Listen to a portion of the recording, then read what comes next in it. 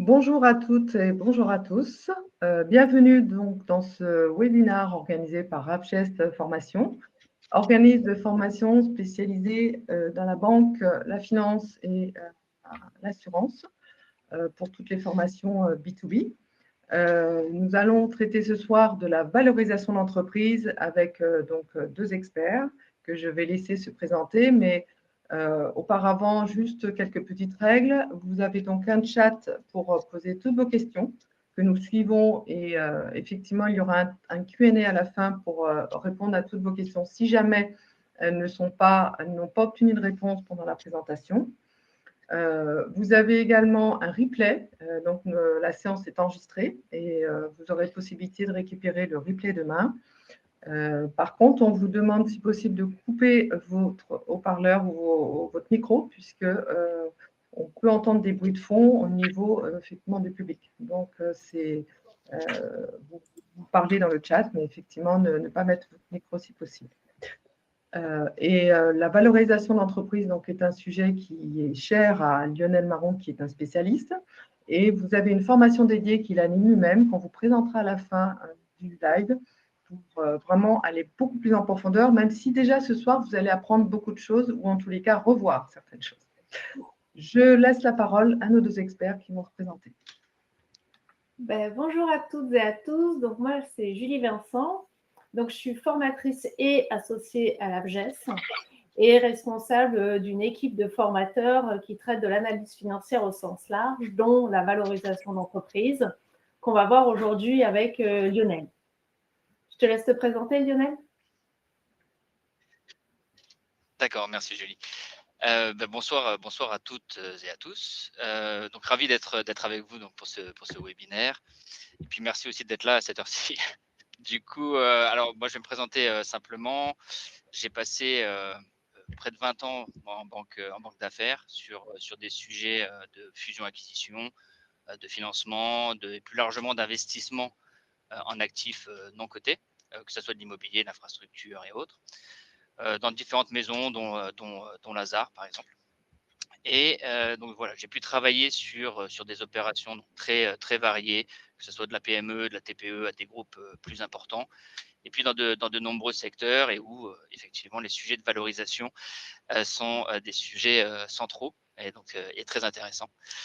Et puis depuis 8 ans, je fais aussi de la formation professionnelle donc sur l'ensemble de ces sujets-là, et donc avec un objectif très clair, qui est de transmettre toute l'expertise terrain que j'ai pu accumuler, et puis également toutes les meilleures pratiques qu'on peut avoir. Par ailleurs, je suis également aussi professeur de finance en école de commerce, donc à l'ESCP et au Conservatoire national des arts et métiers, donc sur tous les sujets de modélisation financière, de fusion-acquisition, de valorisation et autres. Et voilà, et donc je suis ravi de faire ce webinaire sur un sujet qui est aussi central que la valorisation d'entreprise, parce que c'est vraiment un exercice qui est souvent mal compris, et on voit beaucoup d'erreurs de méthode et d'interprétation qui peuvent conduire à des décisions prises sur des bases fragiles. Et donc on va essayer de régler tout ça, en tout cas une partie, et le reste ce sera dans la formation.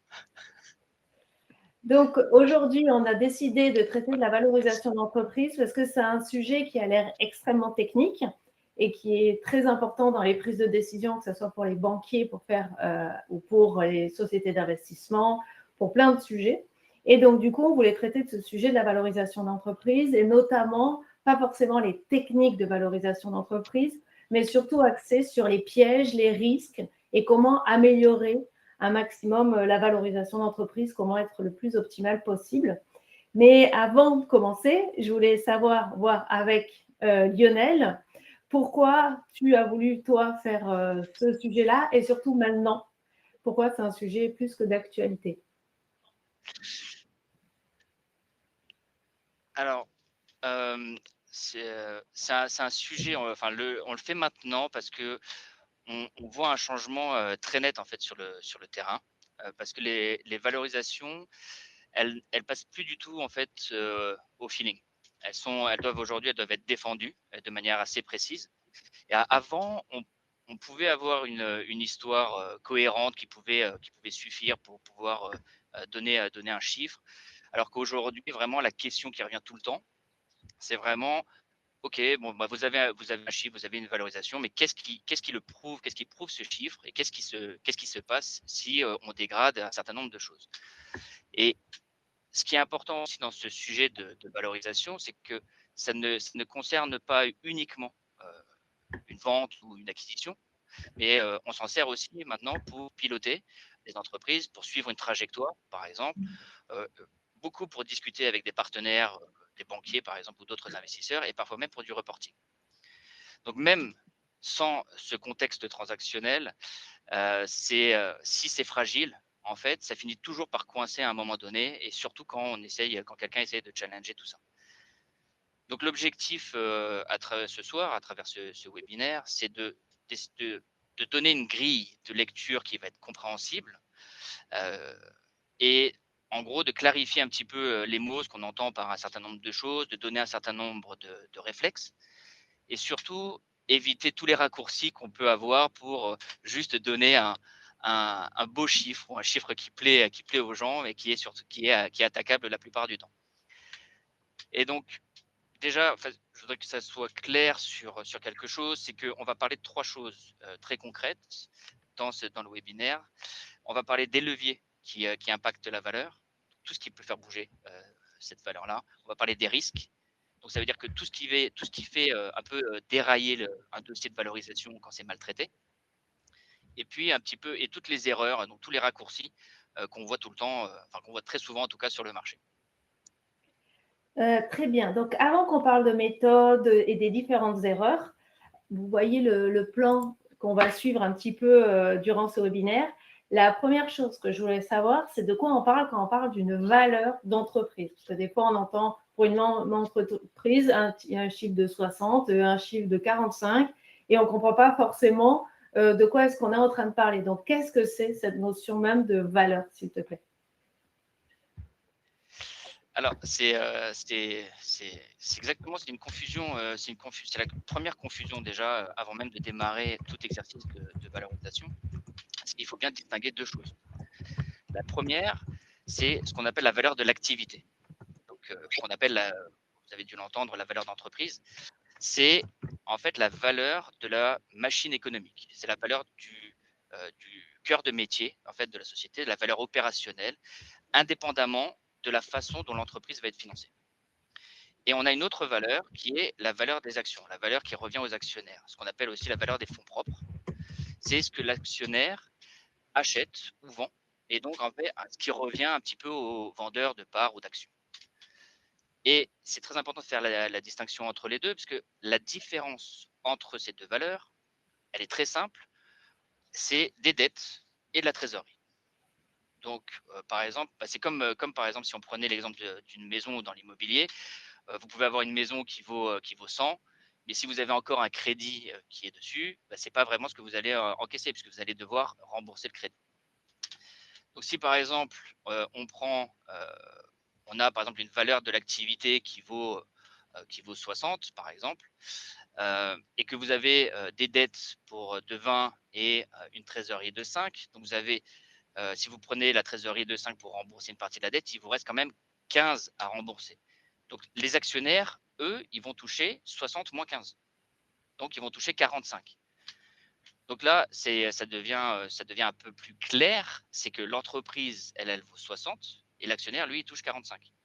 C'est pas du tout contradictoire. Donc quelquefois, on peut parler de valeur et ne pas s'entendre alors qu'on n'a pas vraiment défini le terme de valeur en fait au départ. Donc le premier réflexe systématique qu'on doit avoir quand on parle de valorisation, avant même de discuter de chiffres, c'est de définir la valeur. Quelle est la valeur dont on parle? Est-ce qu'on parle de la valeur de l'activité ou est-ce que l'on parle de la valeur des actions? Et une fois qu'on parle après du même objet, on peut avancer proprement dans les méthodologies. Super, merci beaucoup, c'est beaucoup plus clair. J'ai une deuxième question maintenant relative à ces valeurs. C'est par rapport aux données. Je sais qu'il y a toujours un sujet sur la qualité des données pour pouvoir construire une valorisation. Et du coup, je voulais voir avec toi comment on peut faire, selon toi, pour avoir une valorisation crédible par rapport à toutes ces données. Alors, Ok. La première chose avant justement ouais, effectivement de discuter d'un prix ou discuter d'une valeur, c'est de vérifier que tous les chiffres que l'on va utiliser racontent la véritable histoire. Donc, qu'est-ce que ça veut dire? Donc, en pratique, euh, une valorisation qui est solide, elle va reposer sur deux questions très simples, en fait. C'est combien est-ce que l'activité gagne vraiment aujourd'hui et est-ce que ça peut durer dans le temps? Est-ce qu'on a cette notion de continuité? Si le chiffre que l'on a au départ, il est pollué par des choses qui ne vont pas se répéter ou qui sont exceptionnelles, bah, à ce moment-là, on ne valorise pas l'entreprise. On va valoriser un accident, un événement ponctuel. Et quand je parle voilà, de pollution ou d'événements qui ne se répètent pas, ça peut être une charge exceptionnelle, ça peut être bah, une année particulière, un projet exceptionnel, des coûts qui n'ont pas l'habitude d'être présents. Donc, avant même de parler de méthode et de rentrer dans la méthodologie de valorisation, il faut absolument faire deux grands nettoyages. Donc, le premier, c'est de ramener en fait la performance de l'entreprise à un niveau récurrent et représentatif. D'accord. Et on va utiliser pour ça l'EBITDA, c'est ce qu'on appelle la normalisation de l'EBITDA. Donc, c'est-à-dire qu'on veut ramener cet cet élément financier opérationnel à un niveau récurrent qui reflète l'activité normale en fait de la société. Et on a un deuxième élément qui est, il faut aussi isoler précisément ce qui revient ou aussi ce qui ne revient pas, ça dépend de l'angle, à l'actionnaire. Donc ça, c'est ce qu'on appelle la dette nette ajustée. Donc on avait dit tout à l'heure, on avait parlé de la dette nette entre la valorisation d'entreprise et la valorisation des actions. Eh bien, il y a des ajustements aussi à ce niveau-là qu'il faut prendre en compte. Et donc ça, c'est important. Et donc, l'EBITDA, pour être sûr qu'on parle vraiment des mêmes choses, c'est un élément, c'est un peu le thermomètre finalement de l'activité de la société. Ça va mesurer la performance du quotidien en évitant de prendre en considération tout ce qui est exceptionnel, tout ce qui est ponctuel, tout ce qui n'est pas récurrent. Mais il faut faire attention, hein, ça reste un élément qui est comptable, c'est pas le cash qui va partir dans la poche. C'est déjà un élément important. Donc c'est vraiment un indicateur de performance opérationnelle qui est très utile parce que beaucoup de prix ou beaucoup de valorisation se discutent à partir de cet élément financier. Alors le piège, effectivement, si on ne fait pas cette normalisation, c'est qu'une année comptable, elle peut être non représentative finalement de la santé normale en fait de la société. Et donc, si on prend une année non représentative comme si c'était la norme, ben, on va construire une valeur qui va être extrêmement facile à contester. Donc, elle va être fragile. Donc, elle ne va pas tenir la route. Alors, prenons deux petits exemples assez rapides pour justement expliquer un petit peu comment ça fonctionne et pourquoi c'est important. Imaginons que vous avez une année qui paraît sur le papier excellente. Voilà, on a de très bons résultats. Puis en fait, quand on creuse, on se rend compte que eh bien, une grosse partie du chiffre d'affaires vient d'un seul gros contrat avec un client. Et en plus, il n'est pas récurrent. Donc, c'est vraiment très ponctuel. Donc, si on prend cette année-là et ce chiffre-là comme étant la norme, on va survaloriser la société. Et si on valorise ce pic-là comme s'il se répétait, on n'aura pas une bonne représentation de la société. Et à l'inverse, si une année est mauvaise, parce qu'on a un coût unique, ça peut être un litige, ça peut être un déménagement, ça peut être un accident, ça peut être un certain nombre de choses. Et bien, si on prend ça comme la norme, ben, là, on va sous-estimer la valeur. Et donc, on va punir finalement l'entreprise pour un accident qui ne va pas se reproduire. Donc, il faut vraiment faire attention à ça et normaliser. Donc, c'est pas un détail. Ça veut juste dire qu'on va revenir à une performance qui est représentative, qui n'est ni dopée, ni pénalisée par tout ce qui est exceptionnel ou non récurrent. Donc, si on regarde, on prend un exemple pour montrer à quel point ces ajustements, cette normalisation, pourquoi c'est crucial. Parce que en fait, on se rend compte que le moindre petit écart sur cet agrégat devient énorme quand on multiplie. En fait, bon, on parlera après des méthodes et des multiples et autres, mais il faut comprendre que cette valeur d'entreprise, cette valeur d'activité, on va prendre un chiffre qui est un multiple et on va multiplier l'EBITDA par cet élément-là pour trouver cette valeur d'activité. Donc, imaginez que vous ayez un multiple de 6, à peu près un multiple médian d'une PME. Eh bien, vous voyez que juste 0,2 d'écart sur l'EBITDA, ça a un impact de 1,2 sur la valeur de l'activité. C'est pas du tout négligeable, c'est pas du détail en fait. Donc ça peut vraiment faire varier la valeur de façon massive, juste parce qu'on a pris la mauvaise année ou qu'on n'a pas fait le bon travail d'ajustement. Donc ça, c'est important de prendre ça en considération. Et donc, s'il y a vraiment une phrase qu'il faut retenir, c'est « on ne multiplie jamais un EBITDA qui n'est pas normalisé ». Sinon, on ne valorise pas une entreprise, mais on valorise une année. Donc, ce n'est pas le même travail. Super. Je pense que tu as été très clair sur le sujet. Donc, j'ai compris le sujet, mais tu as aussi parlé de la dette nette. De quoi est-ce que tu parles? Est-ce qu'on ne peut pas juste faire emprunt moins trésor et hop, on a notre dette nette? Qu'est-ce que tu en penses? Alors, on pourrait, mais en fait, la dette nette, quand on la lit trop vite dans un bilan, en fait, ça ne va pas refléter toujours ce qui va réduire réellement la part qui revient aux actionnaires. Nous, ce qui nous intéresse à un moment donné, c'est ce qui va revenir aux actionnaires à la fin. Donc, si on fait un petit rappel par rapport à ce qu'on a dit tout à l'heure, on a la valeur de l'activité, la valeur d'entreprise, qui est la valeur de la machine économique, de l'entreprise en fonctionnement, et la valeur des actions. C'est ce qui reste pour les actionnaires. Donc, si on se trompe de dette nette, d'accord, le passage d'une valeur à l'autre, on peut avoir un très bon raisonnement et une très bonne analyse de l'activité, et puis se tromper complètement sur ce que l'actionnaire en fait va encaisser, ce qui serait dommage. Et donc là, il y a un point clé, il faut distinguer vraiment deux choses, parce qu'il y a ce qui est écrit dette fait finalement dans la compta, et il y a ce qui concrètement devra être payé par la société. Donc, alors, on a la dette financière. La dette financière, bon, c'est la dette classique, hein, c'est la dette au sens bancaire qu'on peut avoir. Ça va être les emprunts, ça va être les crédits ou des obligations ou autres. Bref, en fait, c'est ce qui est clairement identifié comme du financement pur et dur, du financement bancaire. Et après, on a ce qu'on appelle la dette économique. Donc, c'est cette dette qui est plus large et qui va, c'est tout ce qui va absorber du cash dans le futur. Donc, en gros, c'est ce qui va réduire ce qui revient aux actionnaires, même si ce n'est pas présenté comme ça, comme un emprunt purement financier. Donc, parler de dette nette ajustée, c'est pareil que la normalisation. C'est pas qu'on arrange les chiffres, c'est que c'est nécessaire parce qu'on veut capturer vraiment ce qui compte en fait, ce qui va être payé tôt ou tard. Donc, si on ne le prend pas en compte maintenant, quelqu'un va devoir le payer. Donc, il y a trois, en plus de la dette financière, donc on avait dit que c'était, la dette, on avait la dette et trésorerie. Donc, il y a trois ajustements à ce niveau-là. On a le cash, donc la trésorerie qui n'est pas vraiment disponible.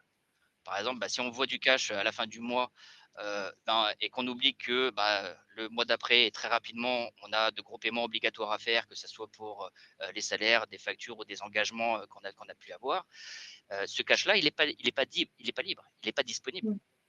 Donc, il ne va pas revenir à l'actionnaire. Donc, il ne faut pas regarder simplement le solde bancaire qu'on va avoir, il faut regarder le cash après paiement, tous les paiements évidents ou imminents qui vont devoir être traités. Un autre élément que l'on doit inclure dans l'ajustement, c'est ce qu'on appelle les passifs non financiers. C'est donc ce qui va être payé, mais qui n'est pas dans une ligne d'emprunt dans le bilan. Vous avez un paiement très probable qui arrive, mais on ne le voit pas dans la dette financière. Souvent, on le retrouve dans les provisions pour risques et charges.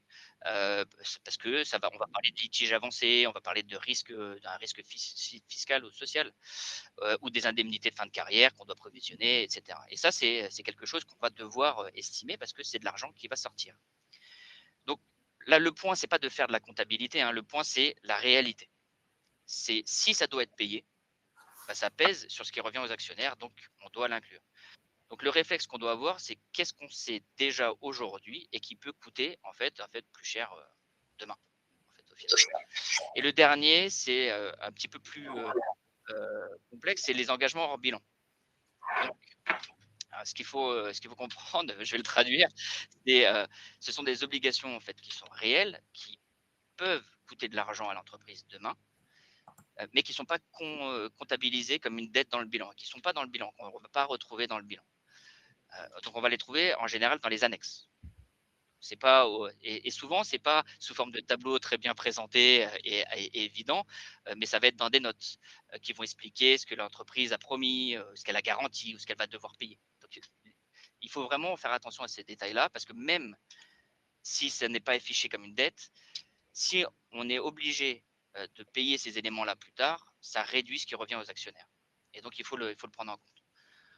Pour donner juste des petits exemples rapides, les plus connus ou les plus parlants, on va voir si par exemple vous avez une entreprise qui donne des garanties ou qui donne des cautions, eh bien si elle a signé une caution avec un tiers, si le tiers ne paye pas, qui va devoir payer, c'est l'entreprise. Et donc l'entreprise, si elle paye à sa place, là on n'est plus dans la théorie, c'est une obligation potentielle de sortir du cash et donc ça pèse sur la valeur des actions. On a aussi quelquefois des loyers.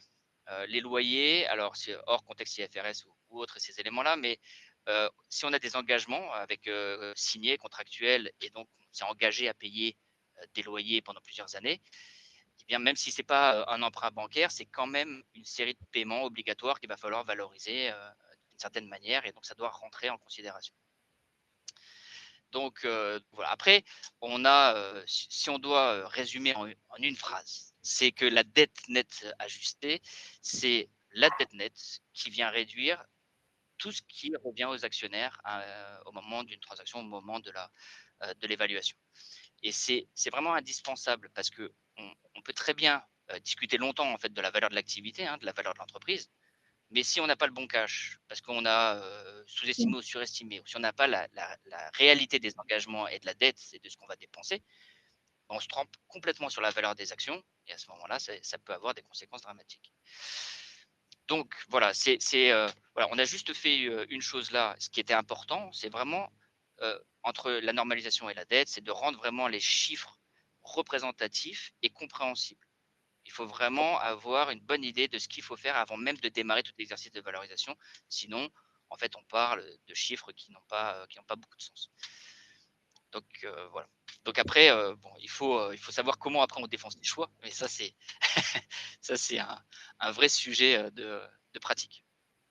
Du coup, on a nettoyé notre dette, on a nettoyé notre EBITDA, et effectivement, c'est un vrai sujet. Comment on peut savoir que les ajustements qui ont été utilisés dans les différentes valorisations, elles sont sérieuses et elles ne sont pas bricolées pour arranger un petit peu la valorisation? Alors, effectivement, on peut supposer ça, mais une valorisation qui va être solide, en fait, c'est pas une formule, c'est vraiment un raisonnement qu'on doit pouvoir expliquer, qu'on doit pouvoir prouver. Et pour rester très pratico-pratique, enfin voilà, il y a une certaine discipline qu'il faut garder, que ce soit pour la valorisation, que ce soit pour les ajustements, pour n'importe quelle chose qu'il faut démontrer. Alors c'est pas 15 pages, on peut le résumer en 4 questions vraiment essentielles. Et si vous pouvez pas répondre clairement à ces 4 questions, alors à ce moment-là, le chiffre est fragile. Et donc à ce moment-là, ça pose un vrai sujet, ça va être challengé et donc on peut rentrer dans des négociations compliquées. La première question qu'on va avoir, c'est déjà de savoir de quoi on parle. Qu'est-ce que c'est? Qu'est-ce que j'ai fait concrètement? Déjà, c'est structurer en fait un petit peu déjà l'élément dont on parle. Donc là, on est sur les ajustements. Je ne vais pas simplement dire bon bah j'ai normalisé. Concrètement, ce qu'il nous faut, c'est de dire bah, alors j'ai retiré quoi, j'ai ajouté quoi, j'ai reclassé quoi. C'est ça en fait qu'il faut essayer de mettre en place. Donc ça va être alors là par exemple, qu'est-ce que j'ai fait? J'ai retiré un coût exceptionnel. J'ai reclassé un cash qui n'était pas disponible. Voilà, et donc ça c'est important, c'est une étape qui est importante parce que si vous n'arrivez pas à le dire simplement, c'est que l'ajustement n'est pas clair. Ou alors qu'il n'est pas maîtrisé, ce qui est encore plus compliqué. Donc, il faut vraiment déjà répondre à cette première question avant de passer à la suite. La deuxième question, une fois qu'on a établi ça, c'est de se poser la question de pourquoi est-ce que c'est légitime de faire cet ajustement? Pourquoi est-ce que j'ai le droit de le faire? Alors, évidemment, il ne faut pas répondre parce que tout le monde fait comme ça. Parce qu'à ce moment-là, on ne s'en sort pas. Mais il faut essayer de comprendre quelle est la logique économique qu'il y a derrière. Alors, par exemple, j'ai fait cet ajustement-là parce que ça ne se répète pas. Parce que c'est un paiement futur quasi certain et qui est établi. Parce que ce cash-là, il est clairement pas disponible. Il est bloqué ou il est engagé. Et là, de la même manière que pour la première question, si je ne peux pas expliquer le pourquoi, à ce moment-là, l'ajustement, effectivement, ça ressemble plutôt à de la manipulation. Troisième question, c'est de se poser, alors dans ce contexte précis, c'est est-ce que c'est ponctuel ou structurel? Et ça, c'est aussi un vrai sujet de débat et de négociation quand on parle de valorisation. Ponctuel, bon, c'est l'événement unique. Structurel, normalement, c'est quelque chose qui fait partie du fonctionnement. Dit comme ça, on a l'impression que c'est assez clair, que c'est facile à mettre en pratique. Et pourtant, c'est un sujet vraiment de débat nombreux pour essayer de définir, et vous le voyez même dans la compta, des reclassements qui sont faits, qui sont normalement censés être exceptionnels et qu'on met pourtant dans l'opérationnel. Et pourquoi c'est clé? C'est parce qu'un élément ponctuel, on doit le neutraliser si on veut revenir à une année normale et représentative. Alors qu'un élément structurel, on n'a pas le droit, on ne peut pas le faire parce que on ne peut pas faire comme si ça n'existait pas. Parce que ça fait partie du fonctionnement de la société. Et donc, beaucoup d'erreurs viennent du fait justement qu'on traite quelquefois ce sujet structurel comme si c'était ponctuel. Et donc ça, c'est déjà un premier problème. Et la dernière question, et après comme ça, vous avez une bonne grille d'analyse, c'est maintenant, c'est l'heure de la preuve. Où est-ce qu'elle est la preuve? Qu'est-ce qui prouve justement tout ce que je viens de dire?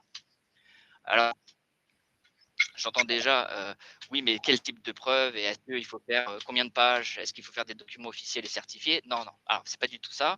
La preuve, ça ne veut pas dire un roman. C'est juste, il nous faut un élément traçable.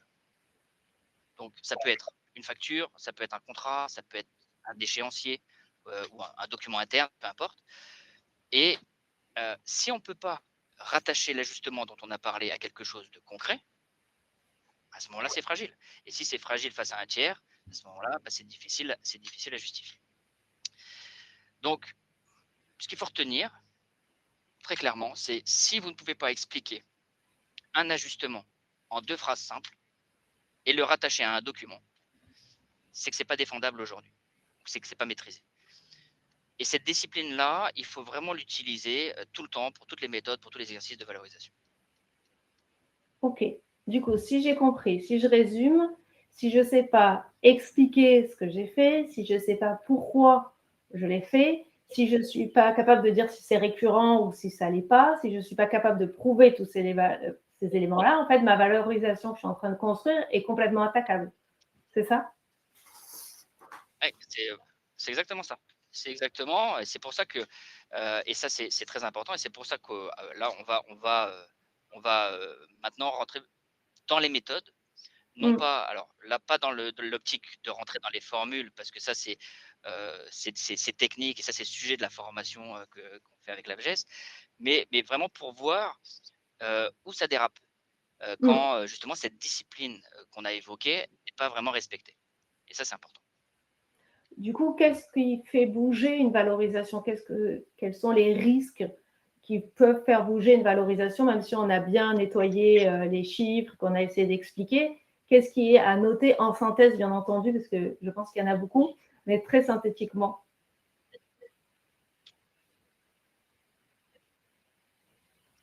Alors, c'est on va faire simple. On va essayer de définir le risque d'une manière simple. C'est quelque chose, en gros, si on doit le définir, c'est quelque chose qui peut faire que le chiffre promis, en tout cas, ou donné, ne se réalise pas, de façon générale. Et ce qu'il faut comprendre, c'est que, et pour simplifier, c'est que ça se voit toujours de la même façon. on gagne moins que ce qui était prévu, on grandit moins que ce qui était prévu, et c'est moins sûr que ce qui était prévu. Donc là, on a cette espèce de triptyque primordial maintenant de l'analyse de la valeur qui est vraiment fondamentale. C'est la génération du cash, c'est la croissance et la continuité, et l'évaluation du risque, de la stabilité ou de la visibilité. Et on analyse tout ça de ce point de vue-là. Et dans la vraie vie, dans la vraie vie, dans les pratiques de marché, les dossiers qui sont fragiles, ils cassent très souvent sur trois choses. C'est principalement. La première, c'est la dépendance. La dépendance face à un gros client, face à un homme clé, par exemple un dirigeant, ou face à un fournisseur qui va être critique. Ce qui veut dire que, est-ce que si jamais l'homme clé s'en va ou si le gros client s'en va, est-ce que l'entreprise peut toujours nous promettre les mêmes chiffres? Au niveau de la marge aussi, ça c'est aussi un des éléments. Une marge fragile, c'est-à-dire que bien, on a des coûts qui peuvent complètement être volatiles, qui peuvent bouger, et on ne peut pas répercuter ça sur les prix. Et donc là, ça devient un petit peu compliqué. Et après, il y a les règles du jeu qui changent. Et ça, c'est c'est externe, mais ça va être des changements de réglementation, ça peut être des ruptures technologiques, ça peut être l'ESG, à côté réputationnel, un certain nombre d'éléments. Et donc, c'est vraiment sur ces trois gros éléments-là qu'on peut réduire finalement la majeure partie en fait, des problématiques de risque qu'on peut traiter. Donc le test pratique qu'on pourrait faire, sans Excel évidemment, c'est si vous avez un risque qui arrive, il faut tout de suite se demander ce qui change concrètement dans l'entreprise. Et toujours pareil, si la réponse est floue à cette question, ça veut dire que le risque n'est pas encore traité, ou en tout cas, il n'est pas encore bien intégré dans le modèle. Si la réponse est simple et que vous pouvez la justifier et la prouver, à ce moment-là, vous avez un dossier qui est plutôt solide. Ok. Si, pour faire très rapide, mais pour donner un petit exemple sur la dépendance, si par exemple, vous avez 40 ou 50% en fait, du chiffre d'affaires qui vient d'un seul gros client, la seule vraie question qu'il faut se poser, c'est que si ce client ralentit ou il s'en va, est-ce que l'entreprise tient debout? Donc, et attention, c'est que pour répondre à cette question-là, on ne veut pas des opinions, on veut des faits. C'est-à-dire, est-ce que c'est signé? Est-ce que pour combien de temps? Est-ce qu'il y a d'autres clients dans le pipe? Oui, non, etc. C'est-à-dire qu'il faut toujours apporter une preuve. C'est extrêmement important. Très bien. Du coup, c'est vraiment selon ces là. Du coup, maintenant qu'on a vraiment vu les risques, on a vu plein d'éléments sur les données, comment on les nettoie, comment on les prouve, on va rentrer sur les valorisations. Moi, j'entends souvent parler de la fameuse méthode des comparables. Ça a l'air extrêmement sérieux. Je suis partagée un petit peu sur le sujet. Du coup, je voudrais avoir ton avis sur ces fameux comparables dont on parle tout le temps pour valoriser une entreprise. Les comparables, c'est vraiment une méthode qui est utile, mais que si on sait vraiment ce qu'on fait avec ça. Utiliser donc la méthode des comparables, il y en a deux, c'est les sociétés comparables et les transactions comparables. Donc parler de multiples, il faut déjà savoir de quelle méthode on parle. Donc quand l'idée de trouver quelque chose de comparable, c'est de vouloir regarder à quel niveau en fait les entreprises semblables ou similaires sont valorisées par rapport à un chiffre de référence qui en général est l'EBITDA. L'image la plus simple qu'on peut pour essayer de comprendre les multiples, c'est l'immobilier. Quand vous voulez estimer un appartement, vous regardez les appartements qui sont proches, vous regardez dans le même quartier, un peu similaire, même état, même surface, et puis vous observez un prix au mètre carré. D'accord? Et donc, ça donne un ordre d'idée. Le multiple, c'est exactement la même chose. C'est le prix au mètre carré, mais qui est ramené à l'entreprise. Alors après, faut être assez clair, c'est que il faut faire attention parce que les multiples, c'est pas une vérité universelle. Il faut vraiment faire attention. C'est une photo du marché à un instant T qui va refléter un grand nombre de choses en un seul élément. C'est ce que l'entreprise gagne, sa capacité à continuer et à quel point c'est stable. Donc, du risque, de la croissance, du contexte de marché, de la génération de cash, tout ça compressé en un seul élément financier. Donc, le multiple, il ne va pas vraiment répondre à la question combien ça vaut, il va répondre à la question comment le marché valorise ce type de profil dans ce contexte-là. Et c'est souvent ce problème d'interprétation qui fait que ça dérape assez régulièrement. Donc, on a un certain nombre d'erreurs qui se passent. La première, c'est qu'on entend souvent l'utilisation de multiples secteurs. Ça, c'est probablement l'erreur la plus fréquente que je peux entendre. Un secteur, ça ne se paye pas. D'accord ? Ce qu'on paye, c'est un profil économique. C'est une société. Dans un même secteur, on peut avoir une entreprise qui a des revenus qui sont réguliers, qui sont diversifiés, qui sont prévisibles, et puis une autre qui dépend de 2 clients, qui a une marge qui bouge, qui est complètement volatile. Donc, sur une slide, on va dire qu'elles font la même activité, mais économiquement, elles n'ont absolument rien à voir. Donc, dans la réalité, c'est pas le même dossier du tout. Donc, ça peut pas être le même multiple. Donc, quand on lit, ou quand on nous dit, non, mais dans le secteur, ça s'est évalué à 6 fois l'EBITDA, en réalité, on mélange des choux et des carottes. On mélange des profils qui sont complètement différents. Donc, alors, ce qui se passe souvent, c'est que du coup, les gens bricolent ce qu'on appelle des décotes. Ils disent oui, mais alors là, c'est un peu plus risqué, c'est un peu, etc. Qui sont la plupart du temps impossibles à justifier, qui sont qui sont subjectives et qui masquent complètement le risque sans pouvoir le justifier. Donc, on n'est pas donc c'est assez compliqué. Ensuite, il y a une deuxième erreur, ça nous amène justement à cette deuxième erreur, c'est que être dans le même secteur, ça ne veut pas dire être comparable. Comparable, ça veut dire même modèle économique, même stabilité, même croissance, même rentabilité, même produit, même marché, même client. Enfin, ouais, il y a beaucoup de choses. Donc, on peut avoir la même activité et puis pas le même risque, donc pas le même multiple. Donc, il faut vraiment faire attention déjà à la définition de comparabilité. Et puis, dans la réalité, il n'y a aucune entreprise qui est réellement comparable. Donc, tout se joue sur la façon de choisir ces sociétés-là. Et donc, c'est problématique. Et puis, un autre élément, c'est quand on parle de sociétés comparables, ce ne sont que des sociétés cotées comparables sur lesquelles on a des données qui sont données par le marché au quotidien, parce que sans ça, on ne pourrait pas valoriser les sociétés non cotées par cette méthodologie-là. Et après, la dernière erreur sur cet élément-là, on avait parlé de la normalisation de l'EBITDA, c'est l'homogénéité des EBITDA qu'on va utiliser. Si on utilise pour notre société un EBITDA qui est très bien nettoyé, qui est normalisé, qui est parfait, et que le multiple qu'on en a utilisé, c'est un EBITDA qui est pris tel quel, comptablement, sans retraitement et sans normalisation, on compare des multiples qui n'ont pas lieu d'être. Donc, ça crée une illusion de rigueur, mais en fait, le multiple, il ne veut rien dire du tout. Donc, c'est vraiment le multiple, pour moi, c'est jamais la réponse. C'est vraiment un point de départ qu'il faut expliquer, qu'il faut défendre et qui va servir en fait de cadrage. Du coup, moi j'entends aussi, alors j'ai compris que les multiples, il fallait les prendre avec des pincettes. Il faut vraiment, ça peut être une source d'information, mais ce n'est pas la seule source d'information, bien au contraire. On parle aussi souvent des prix de transaction comme référence d'une valorisation. Pour toi, ça suffit ou pas, ces fameux prix de transaction, pour pouvoir valoriser une entreprise? Alors, c'est la deuxième méthode donc des multiples. On cherche aussi une référence sur le marché pour pouvoir valoriser la société.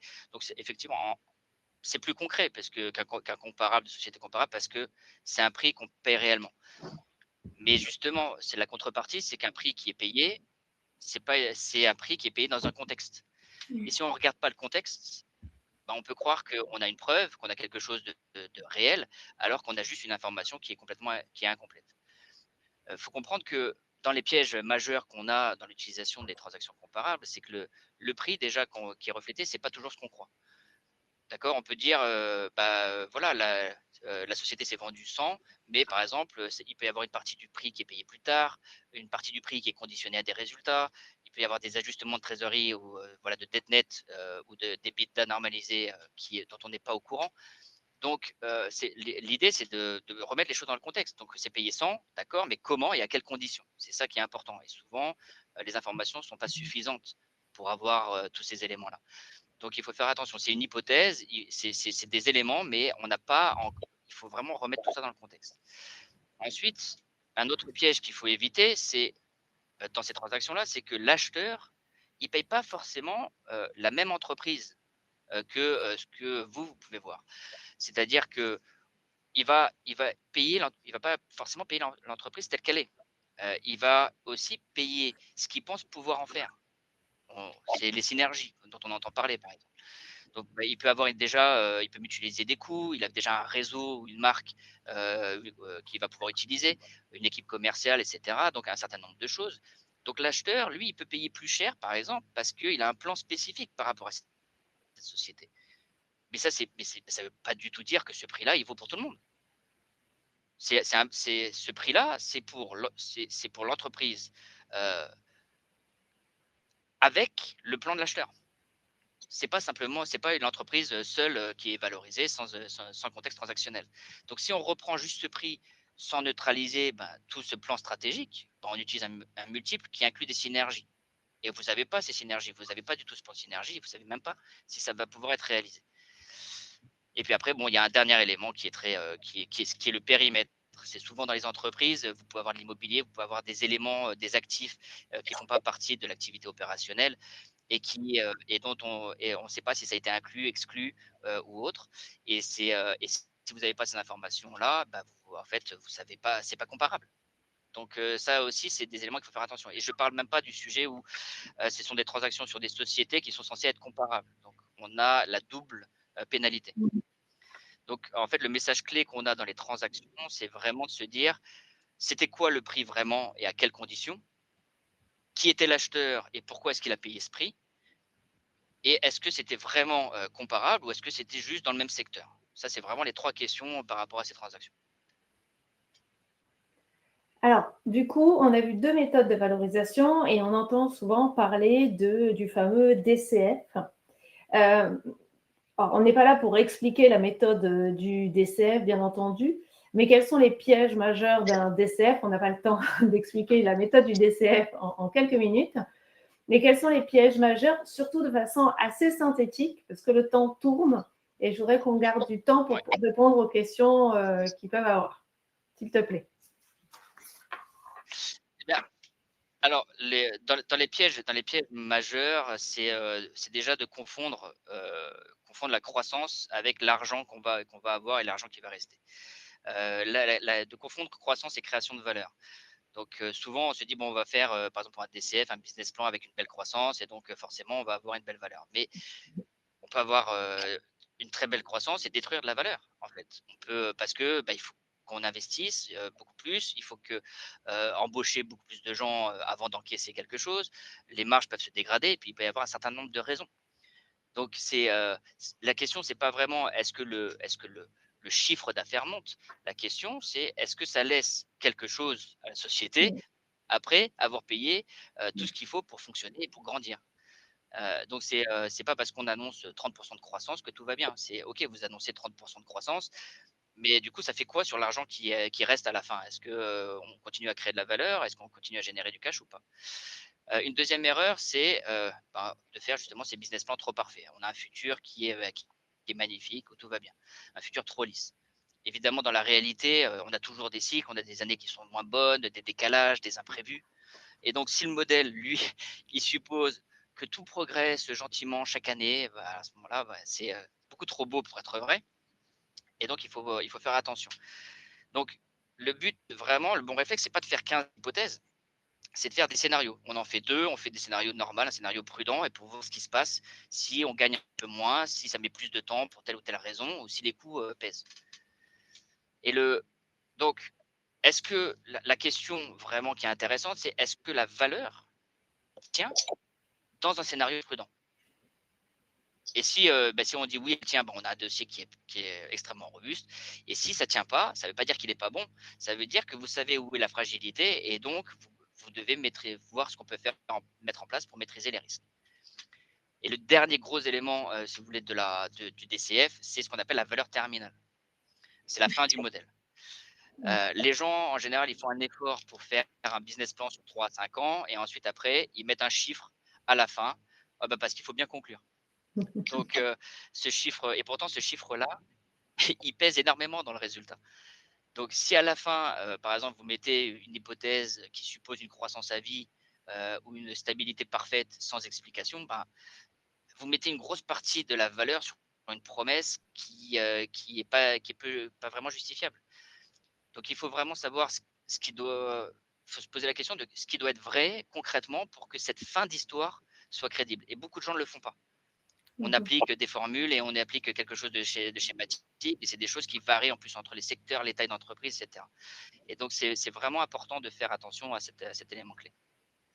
Voilà les trois grandes. Il y a d'autres erreurs hein, comme pour d'autres, mais ces trois erreurs-là, comme pour les trois erreurs sélectionnées pour les autres méthodes, c'est vraiment, si déjà vous maîtrisez ces éléments-là, vous maîtrisez déjà une grosse partie du sujet. Bon, bah, super. Je pense que l'enjeu, ce n'était pas d'expliquer la méthode hein, qui est vraiment très compliquée, c'était vraiment d'avoir des points d'attention sur cette méthode qui fait couler énormément d'encre. Alors, sur le principe, le DCF ne doit pas être fait comme ça à la va-vite et c'est vraiment une énorme réflexion de ce que je comprends qu'il peut avoir. Alors, on arrive à la fin parce qu'on veut garder, on a déjà une question. Ouais. N'hésitez pas à poser les questions, bien entendu.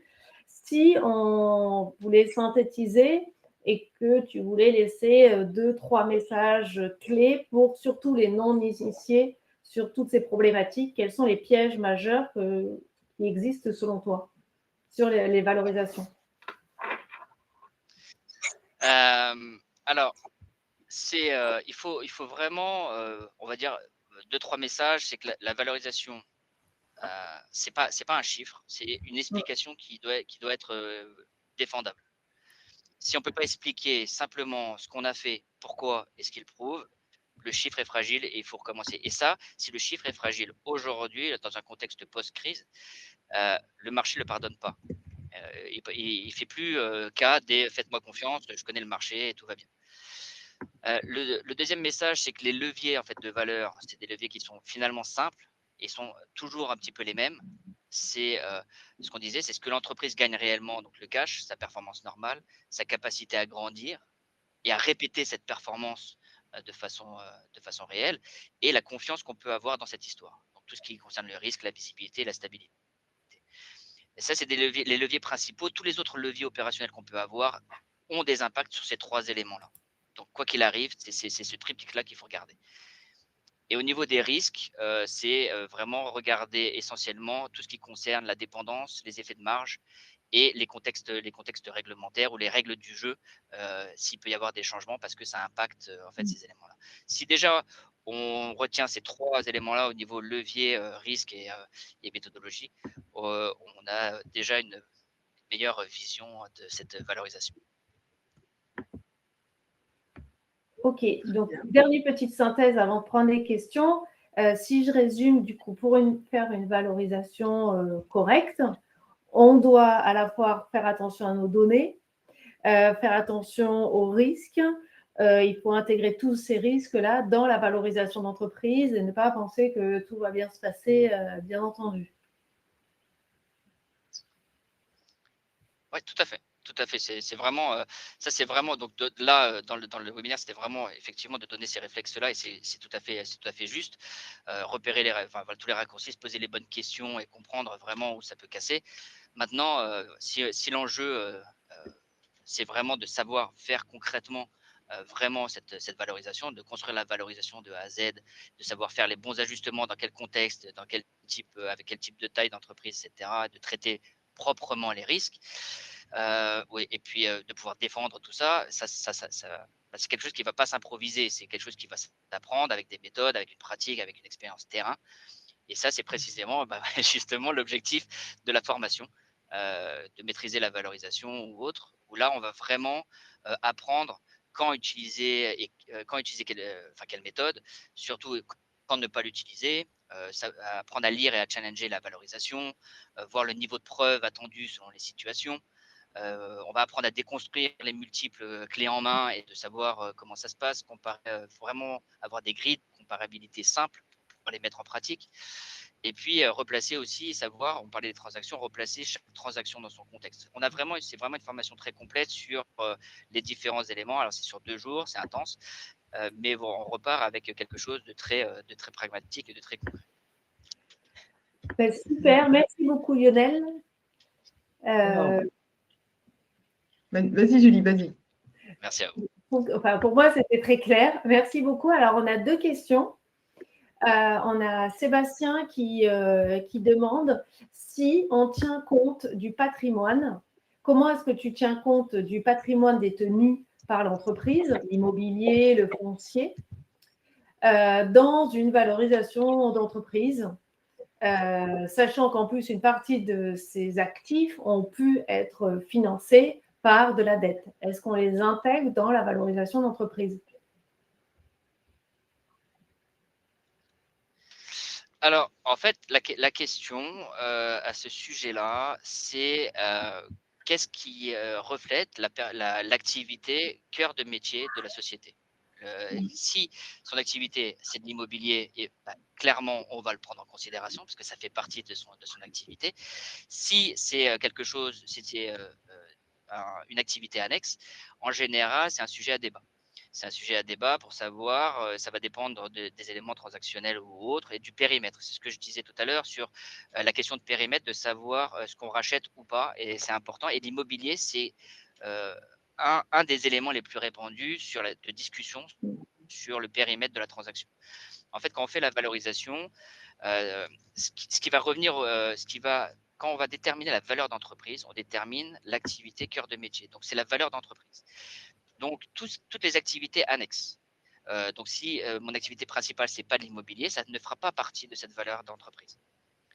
En revanche, pour déterminer la valeur pour les actionnaires, ce qui revient aux actionnaires, ça va rentrer en jeu. Ça va rentrer en jeu dans ces ajustements de dette nette. Donc, c'est important. Il y a 2 choses différentes. Est-ce que, en gros, ce qu'on doit définir, c'est ce qui est opérationnel de ce qui ne l'est pas. Si on devait définir clairement quels sont les actifs qui sont opérationnels, qui font partie du cœur de métier et ce qui ne l'est pas, pour savoir ce qui rentre dans la valeur d'entreprise. Mais après, ça rentrera dans la valeur pour les actionnaires. Donc, c'est vraiment de savoir de quelle valeur on parle quand on veut inclure en fait cet immobilier. D'accord. Merci Lionel. On a une autre question de Wilfried qui demande combien de fois la valorisation est réalisée au cours d'une année civile.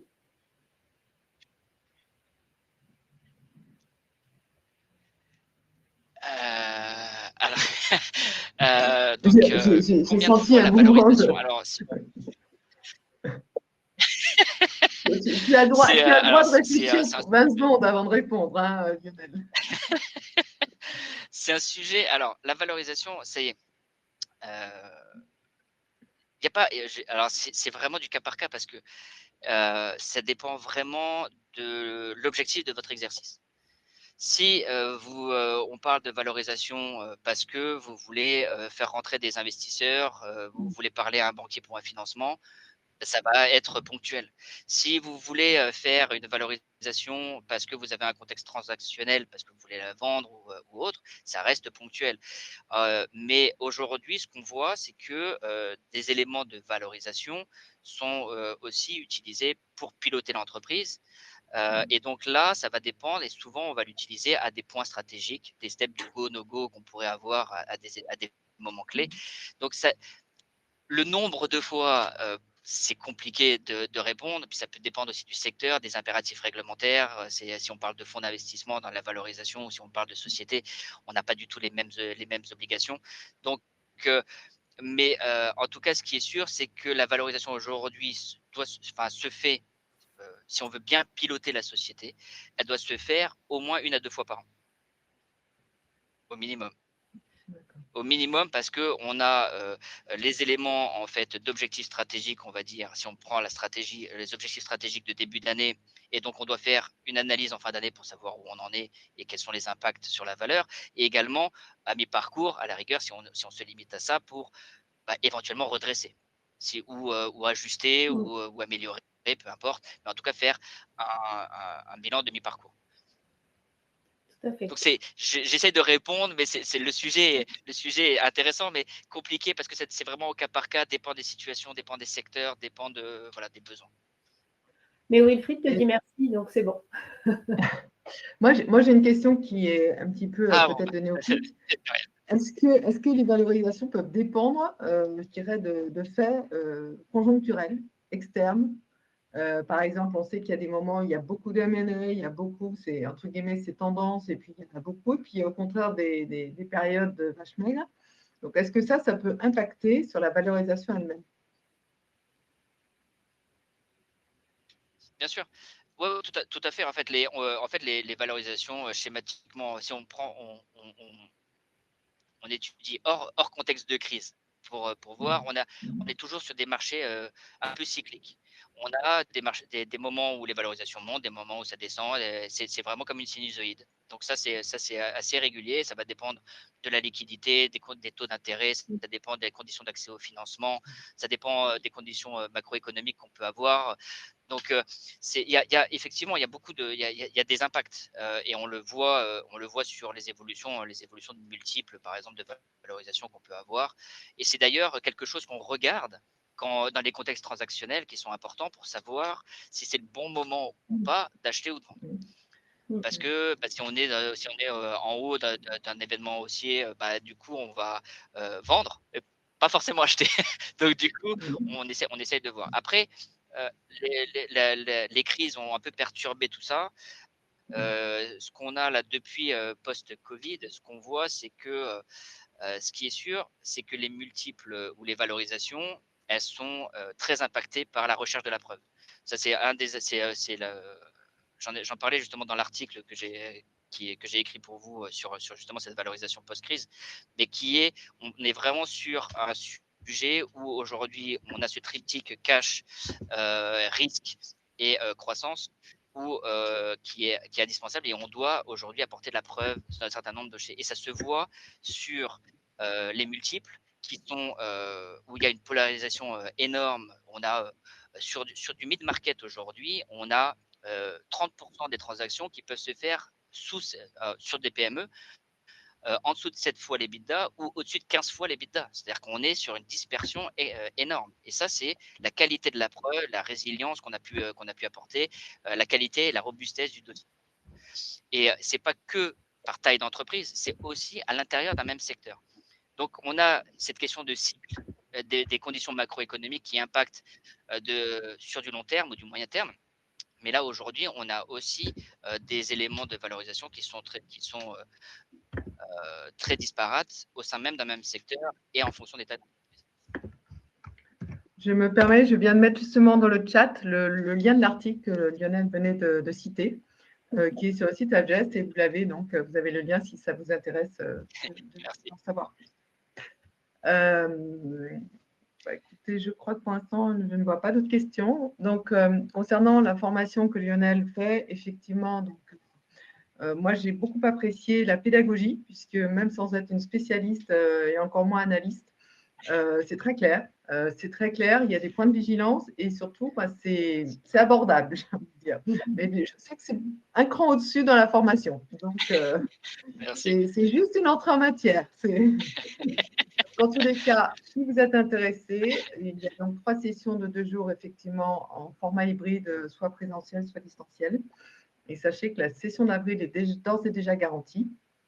Elle aura lieu. Il y en a une également en septembre et en mois de novembre. Et vous avez même le profil LinkedIn de Lionel, si vous voulez savoir plus sur ce formateur très pédagogue. Vous avez toutes les informations si vous voulez. Est-ce que vous avez d'autres questions? Et de toute manière, on vous a également mis des contacts. Si vous avez des questions qui viennent après, vous pouvez effectivement, moi-même, donc Isabelle Antoine, vous pouvez m'écrire sur le mail antoine@abjest.com, je le marque. Si vous avez des questions qui arrivent post effectivement le webinaire. Mais je crois que pour l'instant, ça a été parfaitement clair. Et en plus, on est dans un timing parfait. Donc, écoutez, Sébastien, peut-être. Si je peux juste rajouter un petit élément, si c'est possible. C'est que c'est juste pour expliquer aussi sur ces 3 méthodes qui sont utilisées, il n'y a pas de bonne méthode. D'accord, c'est important, il n'y a pas de méthode universelle. Il faut regarder, il faut pondérer. en fait les méthodes en fonction de la compréhension du modèle économique, de l'analyse du risque et d'un certain nombre de choses. Alors quand on parle de pondération, j'anticipe, c'est pas mathématique, c'est pas 30% sur l'une, 40% sur l'autre, c'est vraiment en fonction du profil de risque qu'on pourrait avoir et du modèle économique. Donc en fonction de, par exemple, même de secteur ou de taille, on mettra plus de poids sur un DCF ou sur un multiple ou sur des éléments comme ça. Donc il n'y a pas de méthode universelle. Donc les gens qui appliquent les mêmes méthodes avec les mêmes pondérations, qui vont après regarder au doigt mouillé ce qu'il faut regarder parce que on veut justifier un chiffre, c'est une mauvaise pratique qui se paye au moment de la transaction. Voilà. C'était le mot de la fin pour conclure. Écoutez, merci à tous. Merci pour votre attention. Merci d'avoir participé à ce webinaire. Donc, le replay sera disponible demain. Et merci à Lionel pour ses explications très claires et Julie, parfaite chef d'orchestre. Merci à tous et bonne soirée. Au revoir. Bonne soirée. Au revoir. Au revoir. Très bonne soirée. Au revoir.